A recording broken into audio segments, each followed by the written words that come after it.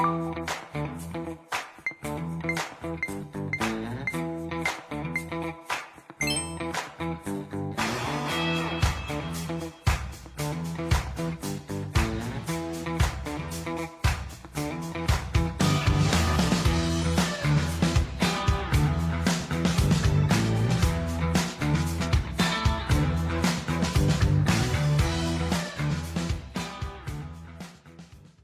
better watch out, you better not cry, you better not pout, I'm telling you why.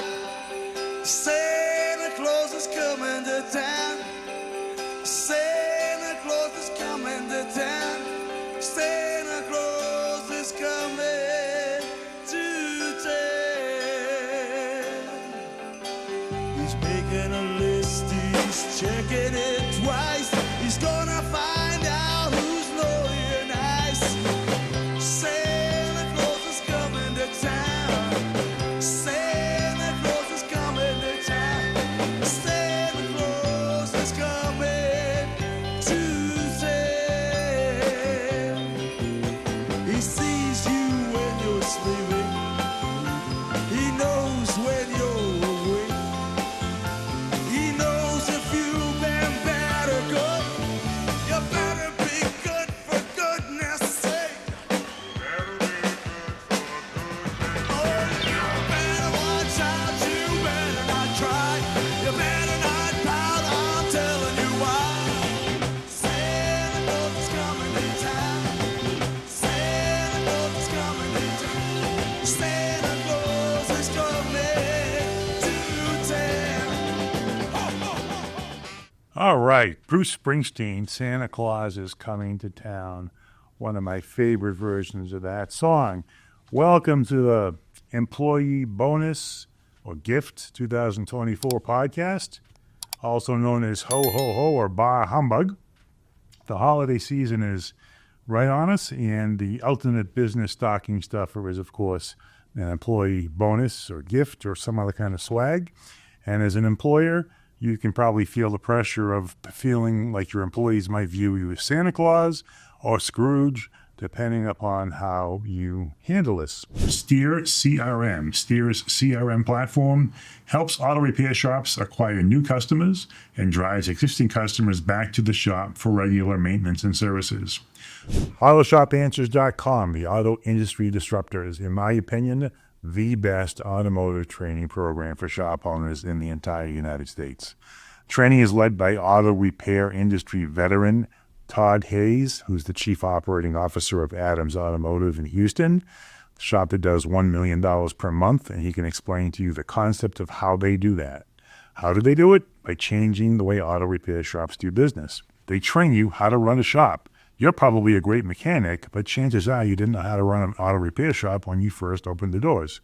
They'll take you through recruiting. If you think that not having qualified mechanics is a problem, that they aren't enough around, there are. They're working somewhere else, and they hate it. They want to be working for you and shops that are trained by AutoShopAnswers. Media, they'll help you develop all the marketing content you need with their team. Every customer that walks in your door has so many pre-scheduled appointments that should be set up for them. If you don't have the team in-house to do it, they can do that for you too. I'm telling you, if you own an auto repair shop and you want to be the place that operates with extreme integrity, puts your customers' safety as their top concern, that they rave to about their family and friends and on social media, and along the way be financially successful beyond what you are today, you owe it to yourself to attend. Every month there's a course in Houston. You can go on the Saturday, Sunday course. You can add on the Friday and Monday bookings if you want. Registration is always open at AutoShopAnswers.com. I am telling you, folks, they're banging it out every month. I've been there myself. It's one of the reasons why I feel very confident in saying that there isn't another CPA firm in the entire country that knows more than us about how auto repair shops make or don't make money. Sign up with AutoShopAnswers and then sign up with us, because it's not just what you earn, it's what you keep. Our proactive advice will help you make sure that you take advantage of all the legal tax-saving opportunities there are. We're sponsored by Papacarico CPAs, your partners in success. We offer proactive advice you can understand and want to follow, and fixed fee billing. We are the GPS to your business success. hence the name of the podcast. Our Steer's CRM platform helps auto repair shops acquire new customers and drives existing customers back to the shop for regular maintenance and services. All right, Santa Claus is here. He's right around the corner, and we want to talk about how we want to treat our employees and key vendors at the holiday season. And I say that knowing that you may not be able to treat them the way you'd like to. There are always economic constraints, and the best thing you can do for your employees is to make sure your company stays profitable and solvent so that they have a job. No sense in giving exorbitant bonuses and then putting yourself out of business. So we all know that, and that's the baseline that we're working from. But having said that, let's assume we're not going to break the bank with the bonuses, and we're looking at the bonuses as more of a way to show our employees appreciation, thankfulness for the work and how they've helped us in the course of the year. And there's a lot of ways to do that, and there's an awful lot of misunderstanding about that. But most importantly, as a small business, a small employer, you may not have an idea of what to do. What's normal? What is reasonable? Will I insult my employees? Am I being too extravagant? So we're going to talk about all those things here. I have been advising businesses for 37 years as of last week. So in the course of those 37 years, I've been through, as you might imagine, 37 holiday seasons. I've seen an awful lot of strategies, a lot of different ways people have expressed their thanks to employees. I've also looked at surveys. We've looked at a survey done about 6 weeks ago of what employers are thinking in general for 2024 bonuses. We're going to start with the results of one of those surveys. So one of the surveys we looked into said that about 50 to 60% of employers this year plan to give a cash bonus to their employees for holiday season.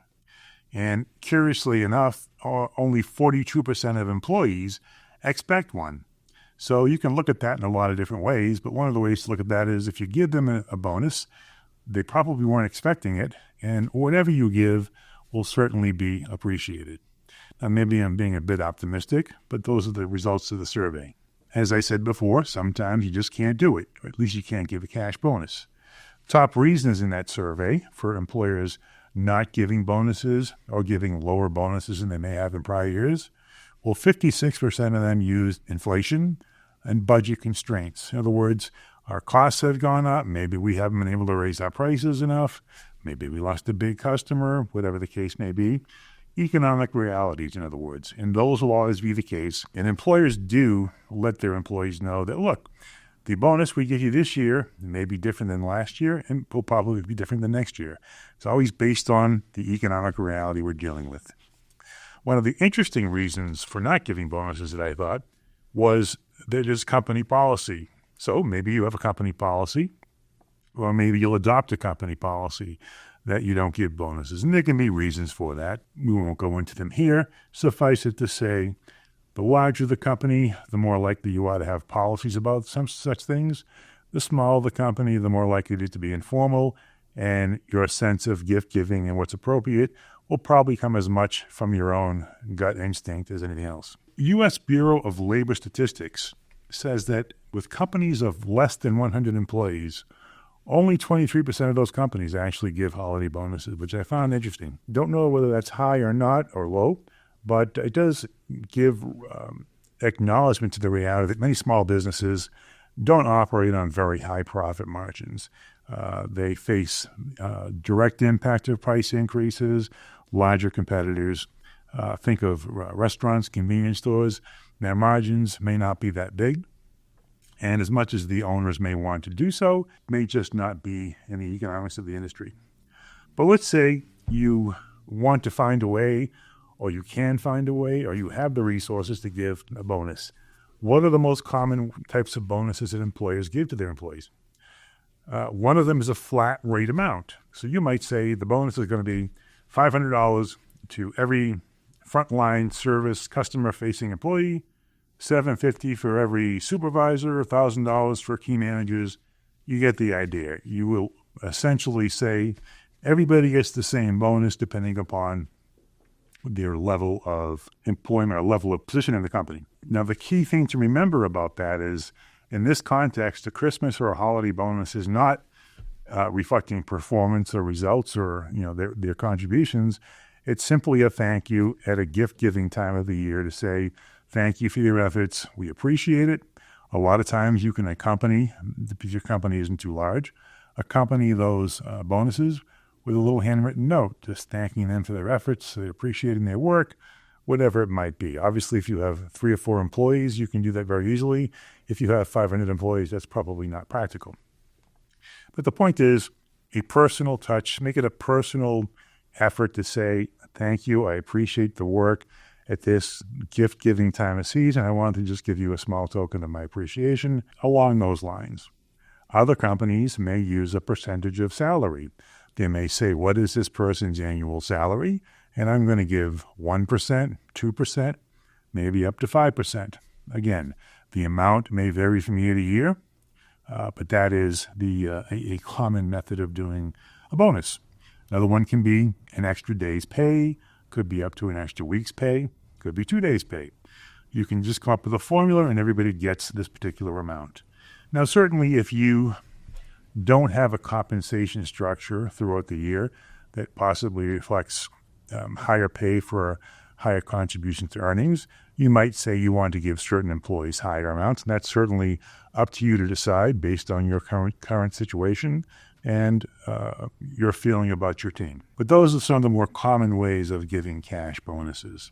So on the subject of cash bonuses, the survey also showed that first-time bonus recipients or bonuses to employees that work on or around the minimum wage, depending upon the part of the country in, there may or may not be people at that level. A $300 bonus is a pretty common bonus amount and is generally considered to be a reasonable bonus. For an employee that is what we might refer to as medium wage or higher range, a $300 bonus, again, depending upon the area of the country you're in, it would be near the lower end of the bonus amount, and up to $1,000 would probably be around the high end of the amount.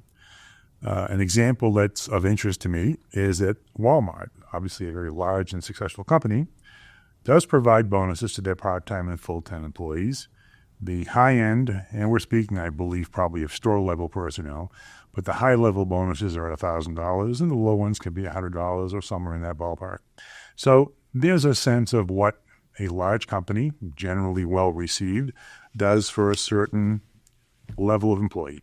When we talk about cash bonuses, these surveys have also revealed the range of employers that give certain bonus amounts. About 42% of employers give bonuses of no more than $100. So if you think that giving somebody a $100 bonus is good, you're not alone.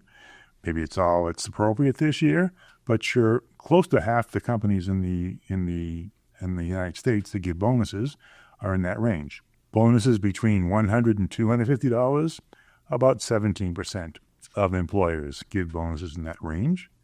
Bonuses between $250 and $500, about 11% do. So if we were to stop right there, we're saying about a quarter of all employers give a bonus of somewhere between $100 and $500. So that gives you a little sense of what's out there. And the reason I mention that is your employees are going to be thankful, certainly, for anything you give them. They may or may not view it reasonable, but if you're in that range, I think you can feel reasonably safe that you're not very far off compared to many other employers. And if you've decided that's the amount that works right now, then go for it. Bonuses of between $500 and $1,000, only about 8% of employers gave bonuses in that range. And then over $1,000, it was about 22% of employees. So interestingly, the ranges tend to be either less than $500 or over $1,000. So for what that's worth, it's there for your consideration. Again, some of the metrics are usually or oftentimes 1 week's pay, 1 day's pay, anywhere in between. These are all cash bonuses. And remember, cash bonuses are considered taxable wages.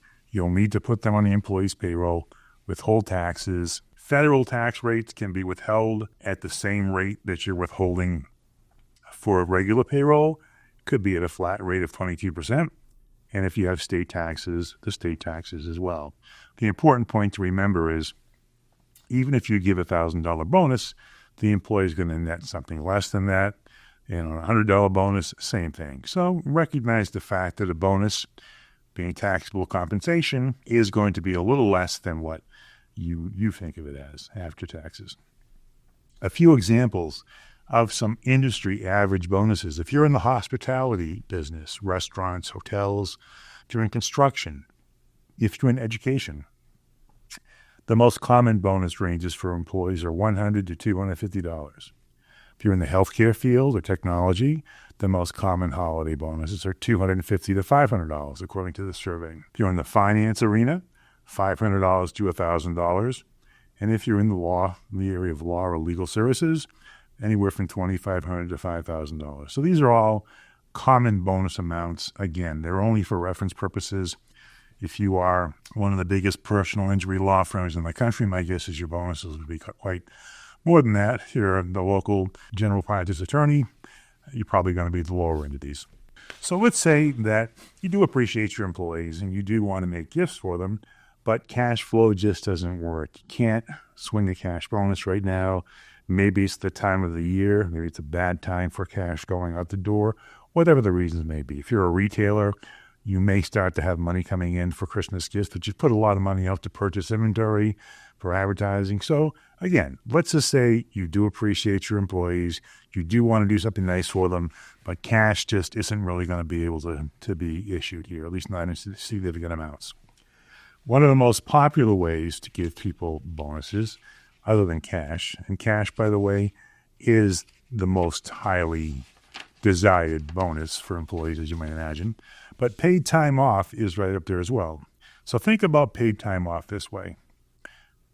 Paid time off, let's take, for example, Christmas this year is on a Wednesday, as is New Year's Day.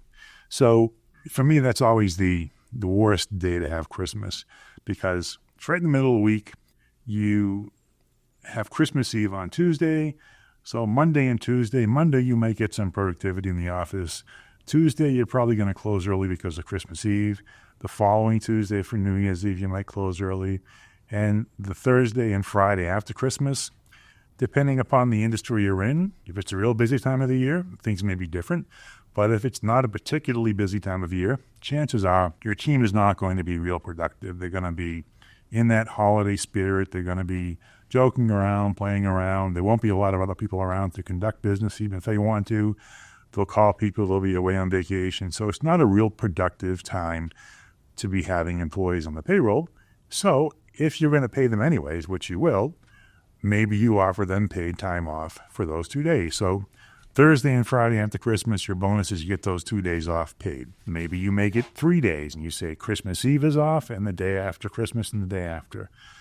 There's 3 days of paid time off. So think of it as you're paying them, you're giving a bonus for 3 days of work. And on your end, you're probably not losing a lot of productivity because, as I said, even if your employees are working really hard, if they try to reach out to somebody, chances are an email is going to come back, out of office reply, on vacation, people aren't around. So it again is not a very productive time. So there's a way for you to give a tangible value. 3 days off at a time of year when they probably want to be with friends or family or go away. It would be pretty well received.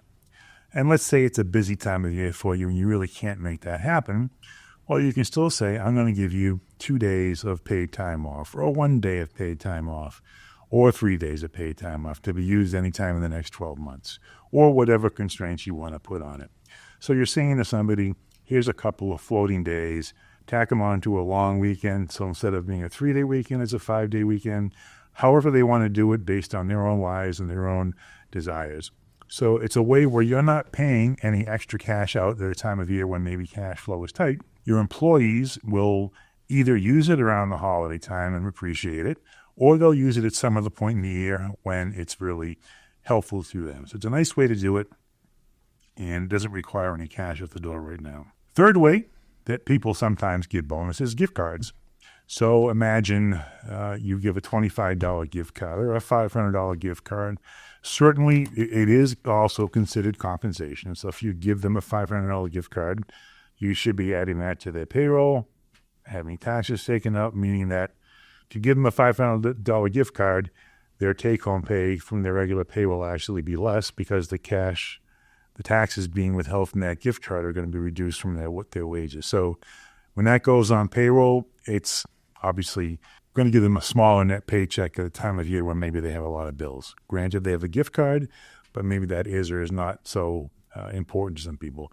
So things to keep in mind. So these are ways that people oftentimes express some holiday gratitude in keeping with the season. Along those ways also, some companies use that time of year to give out company swag, company jackets, company pillows, company whatever. I think that's always nice and it's important in terms of fostering some company spirit. But keep in mind that as much as your people may like working with you and want to be part of a team and be proud of what they do, a Papacarico CPA jacket, as much as I might love it, probably isn't going to be top on anybody's Christmas list. So, nice to give those along other things if you want to, or give them at some other company event. But remember, swag is nice, but swag is number 3 for a reason. And there are other examples, but those are the big ones.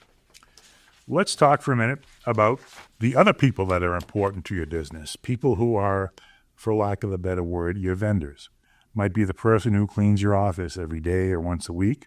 Might be the landscape people that take care of the grounds outside. Could be the maintenance team.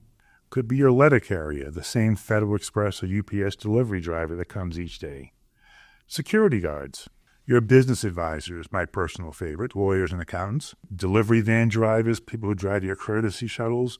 These are all people, depending upon your relationship with them, how much you appreciate what they do. Certainly is very common to give them a small gift, token gift, and maybe anything from $25 to $100. Commonly, it might be what is a typical one invoice. So, for example, if your cleaning person charges $50 a month or $80 a month, maybe you give them $80. Personally, I always think for people like that, generally speaking, a little thank you note with a handwritten note thanking and acknowledging their work, a gift of anywhere from $50, $25 to $100 in that range, depending upon the relationship and the length of time. And a small gift, I like to give little boxes of chocolate and little Christmas-themed candies that a local candy shop that we really like has. They have some very nice little packages and things.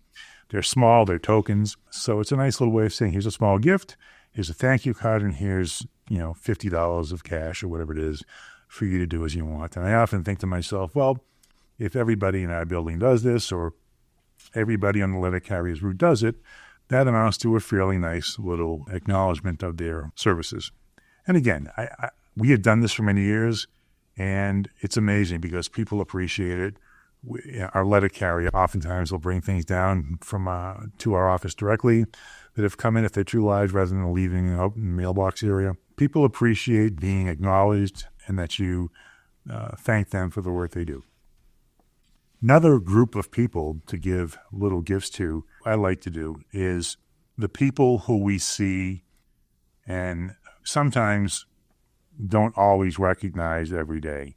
People like the local post office, the local police station, even the drive-through at the local Starbucks, if you go through every week and you see them every day, a little candy box that says, hey, Merry Christmas, thank you. It is, after all, the season of giving.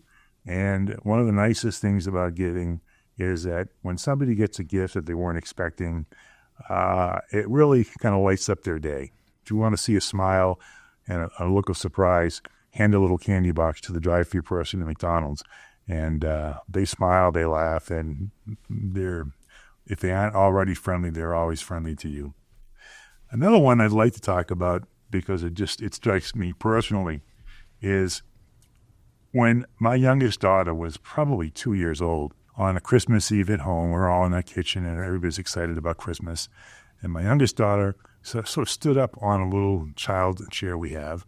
She leaned forward and the chair toppled over and she hit her head right on the oven handle that opens the oven door. And she had a pretty good size welt on her head. So I took her to the emergency room and we spent a good few hours on Christmas Eve in the emergency room.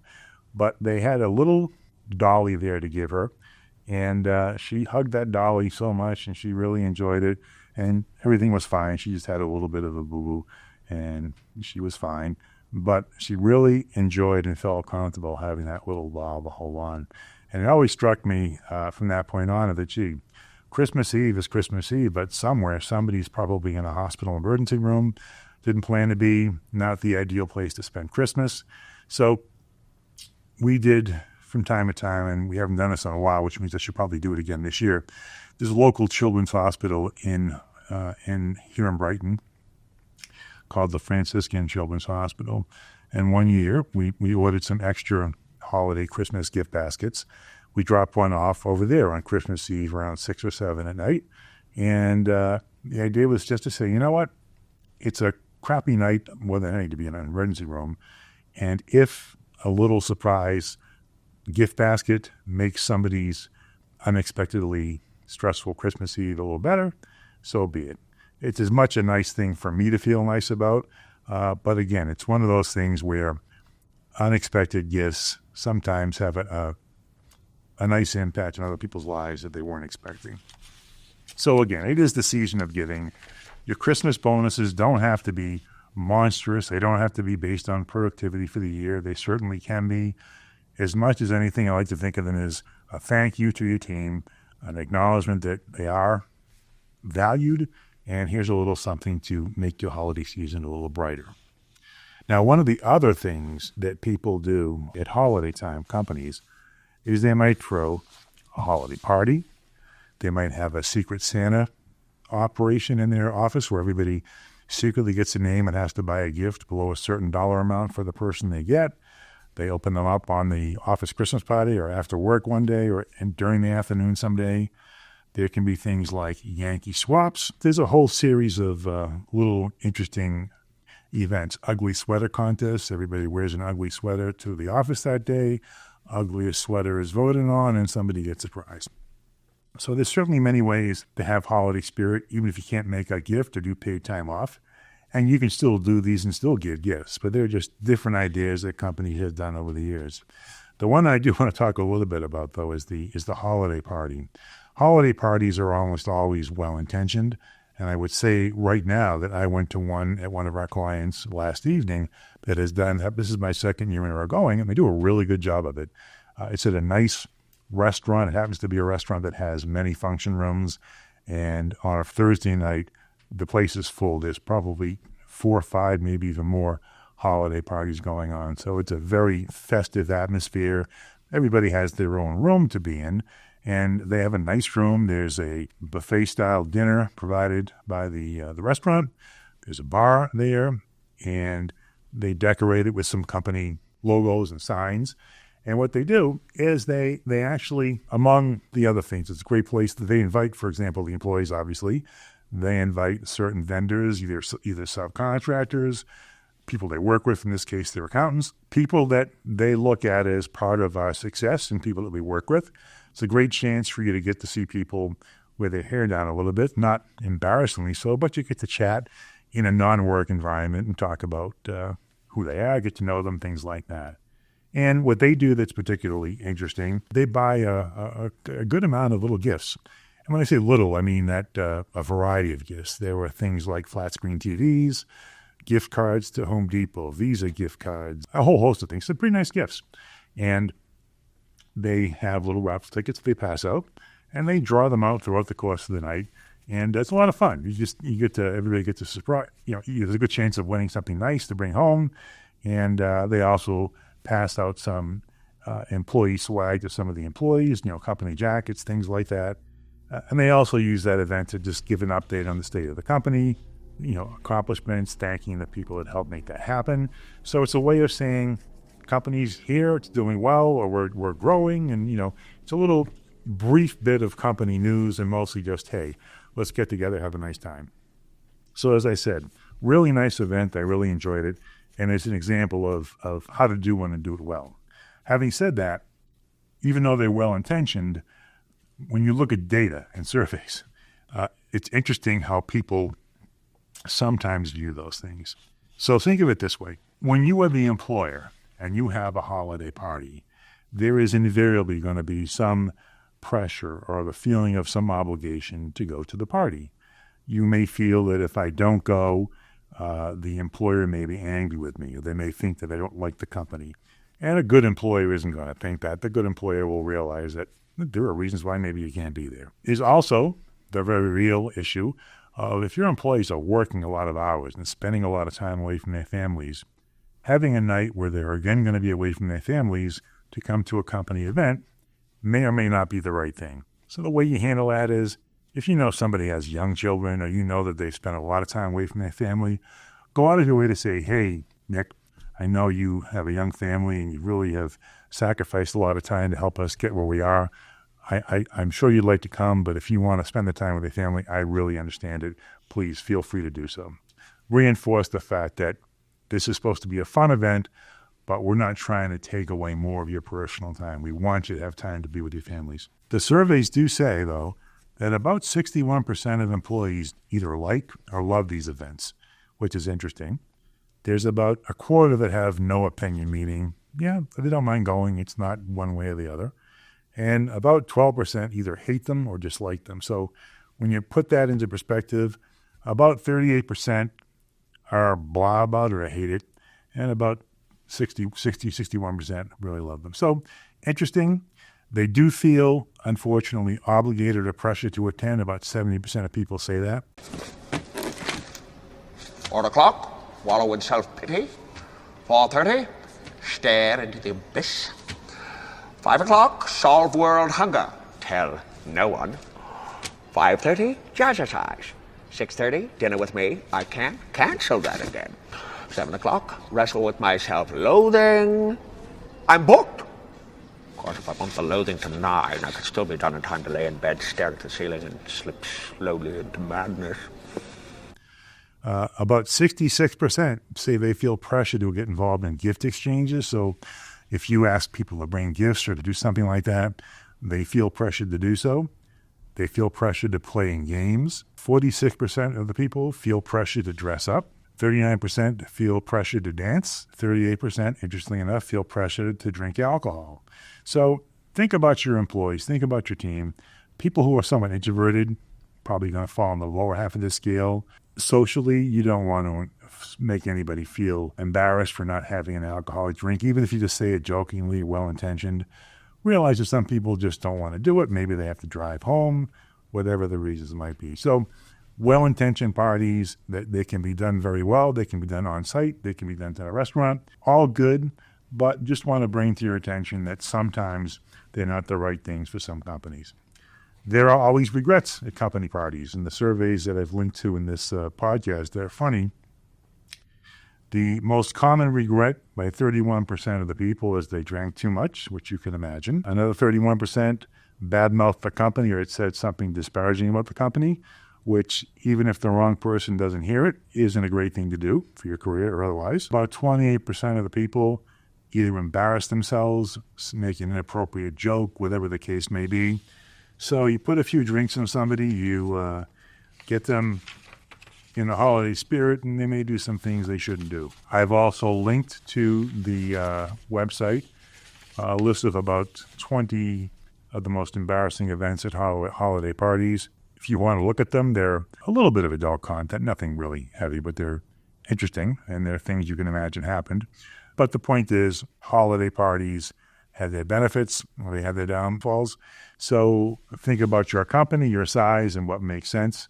Make your decisions appropriately. Well, all right. Well, that's discussion about employee bonuses and gifts. I hope it gives you some sense of how to handle this thing so your employees, well, at the very least, they don't think of you as Santa Claus. They won't think of you as the Grinch. And more importantly, they'll hopefully realize that you appreciate what you've done for them. And as we say in the season of giving, it's just nice to give somebody a little acknowledgement of that. Hang on to the very end for our outgoing song, one of my favorites, Feliz, Navidad with Jose Feliciano.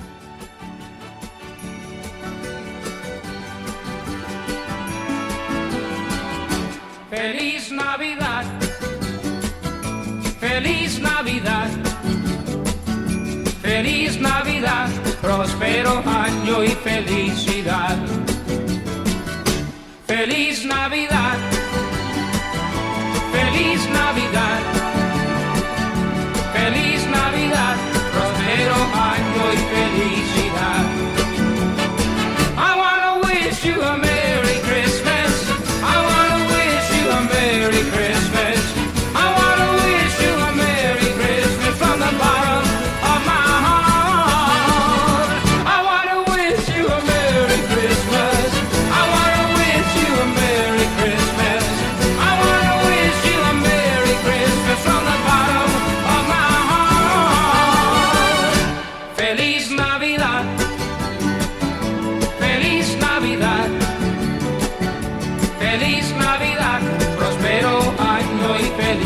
felicidad. Feliz Navidad, feliz Navidad, feliz Navidad, próspero año y felicidad. I wanna wish you a Merry Christmas. I wanna wish you a Merry Christmas. I wanna wish you a Merry Christmas from the bottom of my heart. I wanna wish you a Merry Christmas. I wanna wish you a Merry Christmas. I wanna wish you a Merry Christmas from the bottom of my heart. Feliz Navidad. Feliz Navidad. Feliz Navidad. Próspero año y felicidad. Feliz Navidad.